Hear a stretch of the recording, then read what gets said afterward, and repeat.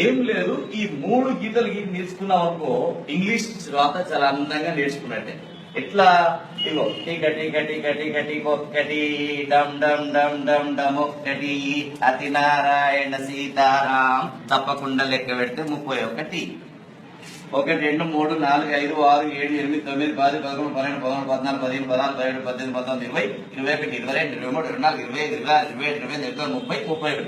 ఇలా రాగానే దీన్ని ఏ విధంగా చేసుకోవడం?